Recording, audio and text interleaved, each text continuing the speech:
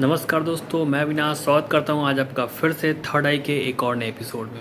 दोस्तों, आज के इस एपिसोड में मैं आपको शुरुआती दौर में एक अपील करना चाहूँगा कि कृपया इस वीडियो को आज आप पूरा देखें, ताकि बाइकॉट से रिलेटेड जो भी आज की डेट में इंडिया के अंदर मूवमेंट चल रही हैं, इन सब का अल्टीमेटली किसके ऊपर फ़र्क पड़ेगा ये आपको आज बहुत हद तक क्लियर होगा आज के द्वारा जो मैं आपका डाटा कुछ आपके सामने प्रेजेंट करने वाला हूँ। तो सबसे पहले तो मैं आपसे इसके बारे में चर्चा करूंगा कि जैसे ही इंडिया और चाइना के बीच में कॉन्फ्लिक्ट बढ़ती है, इंडिया के अंदर एक बहुत बड़ा मूवमेंट फिर से स्टार्ट होता है कि चाइनीज़ प्रोडक्ट्स और सर्विसेज को पूरी तरीके से बाइकआउट किया जाए। तो जैसे ही इस तरीके की मूवमेंट चल रही थी, दूसरी तरफ से एक और न्यूज़ आती है जो कि न्यूज़ 18 के ऊपर देखी गई। इसमें ऐसा कहा गया कि चाइना की एक कंपनी की मोबाइल जो कि OnePlus 8 Pro के नाम से लॉन्च हुई, जो कि कुछ ही मिनटों में इसकी पूरी सेल ब्लॉक हो जाती है, क्योंकि इंडिया के अंदर इसकी डिमांड बहुत ज़्यादा थी। तो जैसे ही ये न्यूज़ मार्केट में आती है, बाइकॉट से रिलेटेड कुछ पोल खुल जाती है। तो आखिर चाइना का इतना दबदबा इंडिया के मार्केट में कैसे है? तो सिर्फ अगर मोबाइल की बात करें तो इंडिया के अंदर चाइनीज़ मोबाइल का कैप्चर तकरीबन 72 से 75% तक का हो रखा है।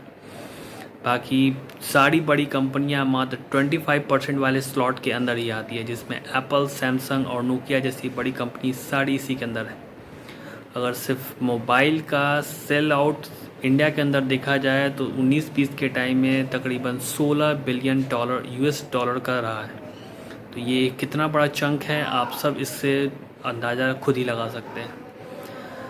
अब मोबाइल परचेज आखिर कर कौन रहा है, इसके ऊपर अगर हम ध्यान दें तो नॉर्मल तौर पे जो ऐसी Xiaomi हो गई, वीवो हो गई, ओप्पो हो गई, इन सब से रिलेटेड जो कंपनी की जो परचेज है, आज के डेट में मोबाइल हर किसी की एक बहुत बड़ी ज़रूरत बन चुकी है।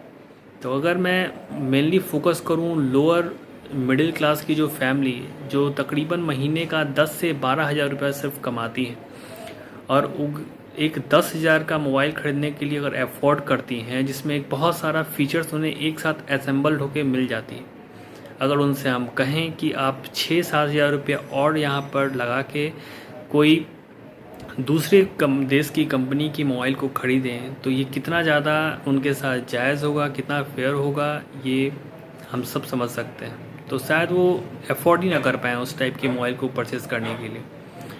तो ये तो रही आम जनता से जुड़ी हुई बाइकॉट के मूवमेंट के अंदर।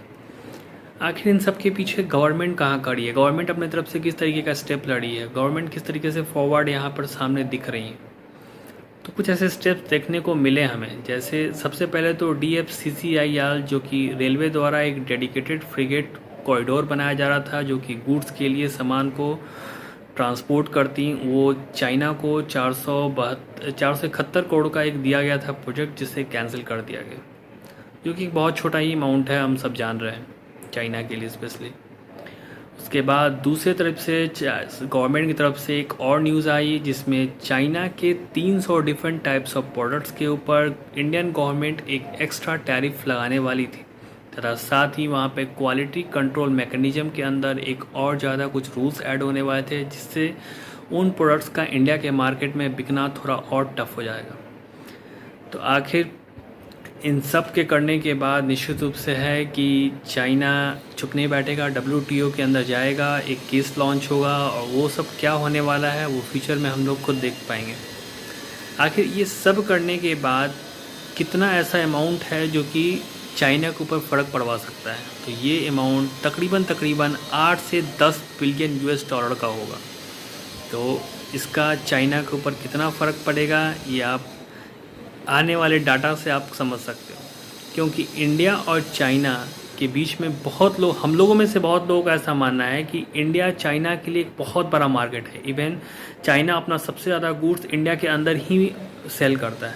तो आप सबको मैं बता दूं कि ये बहुत गलत है, क्योंकि चाइना और इंडिया का ट्रेड आज के डेट में 88 बिलियन US डॉलर का है, जो कि चाइना के हिसाब से बहुत कम है, क्योंकि चाइना आज के डेट में अपना बहुत बड़ा ट्रेड का चंक सिर्फ रशिया, साउथ अमेरिका की कुछ country, African country, Australia, New Zealand, Europe जैसी कंट्रियों में उनका फैला हुआ है।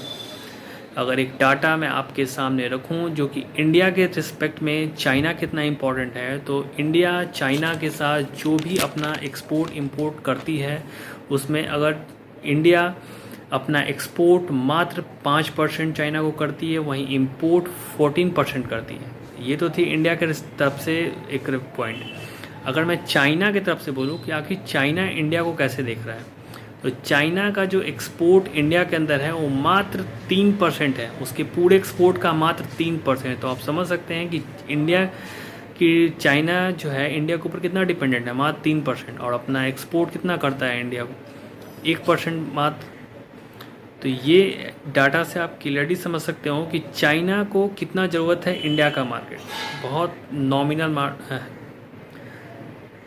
अब इसके बाद मैं कुछ ऐसे प्रोडक्ट्स के बारे में बात करूँगा कि आखिर कौन कौन से ऐसे प्रोडक्ट हैं जो ज़्यादा दोनों के बीच में इंडिया वहाँ से इंपोर्ट कर पाता है। तो यहाँ पर मैं मेन रूप से 3 ऐसे प्रोडक्ट्स हैं जिसके बारे में मैं चर्चा करूँगा। सबसे पहले तो ऑटोमोबाइल्स कंपोनेंट, दूसरी आती हैं फार्मास्यूटिकल, कुछ ऐसे इंग्रेडिएंट्स आते हैं, तीसरे तौर पे मैं मुख्य चर्चा करूँगा टेलीकॉम से जुड़ी कुछ ऐसे इक्विपमेंट्स।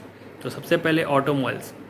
जैसे ही गवर्नमेंट के कुछ ऐसे रूल सामने आते हैं, इंडियन ऑटोमोबाइल सेक्टर से कुछ ऐसे स्टेटमेंट आए हैं कि अगर इंडिया इस टाइप का अगर कोई भी स्टेप फॉरवर्ड करती है तो अल्टीमेटली इन सब का फ़र्क इंडियन कंज्यूमर के ऊपर ही आने वाला है। क्योंकि अगर ऑटोमोबाइल सेक्टर अगर चाइना के अंदर से अगर कोई भी अपना माल नहीं खरीदती हैं, अगर वो अपना माल खरीदने के लिए यूरोप, यूएसए जैसी किसी दूसरे मार्केट में जाती हैं, तो हो सकता है निश्चित रूप से उसका दाम उन्हें वहाँ पर कुछ ज़्यादा चुकाना पड़ेगा, और कहीं ना कहीं वो दाम कहीं इंडियन के मार्केट में मेरे और आपके पॉकेट से ही जाने वाला है। तो ये थी ऑटोमोबाइल रिलेटेड से कुछ ऐसी जुड़ी कम बातें।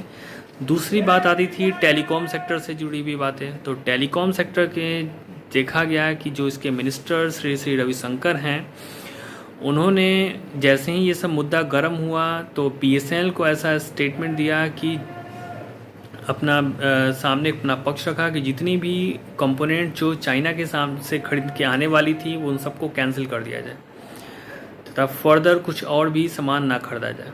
तो आखिर इसका फ़र्क किसके ऊपर पड़ेगा? जो बीएसएनएल की कंपटीटर कंपनी आज के डेट में इंडिया में हैं, जियो और एयरटेल जैसी कंपनी जो ऑलरेडी चाइना से अपना कंपोनेंट्स खरीद चुकी हैं और सस्ते दामों पे यहाँ के कंज्यूमर्स को प्रोवाइड कर रही हैं। अगर बीएसएनएल किसी और कंपनी के पास जाता है, किसी और कंट्री के पास जाता है अपने इक्विपमेंट के लिए, तो उसे एक लार्ज ह्यूज अमाउंट पेमेंट करना पड़ेगा, जिसके बाद हो सकता है कि वो अपने मार्केट, इंडिया के मार्केट को ही कैप्चर ना कर पाए। तो आखिर क्या फ़ायदा होगा उससे किसी और कंपनी से परचेज करने के लिए? हाँ, एक निश्चित रूप से जो चाइना की एक और कंपनी है हुआवे, जो कि आज के डेट में 5G के लिए इंडिया के मार्केट के अंदर अपना पैर पसारने की कोशिश कर रही है। हो सकता है कि आने वाले दिनों में उसे यहाँ के कॉन्ट्रैक्ट्स पाना मुश्किल हो जाए और उसकी जो कंपटीटर कंट्री हैं नोकिया और इरिक्सन जैसी कंपनियाँ वो मार्केट इंडिया के अंदर ढूंढ पाए।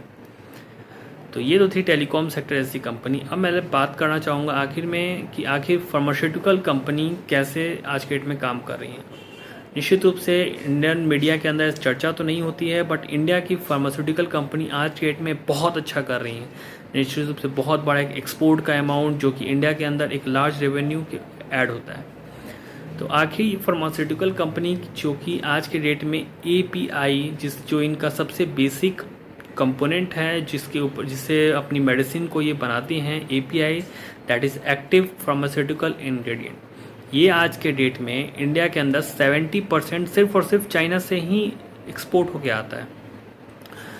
तो आप बताएं कि अगर ये पूरा एक्सपोर्ट अगर बंद हो जाता है तो इंडिया की फार्मास्यूटिकल कंपनी आगे जाके कैसे काम करेंगी?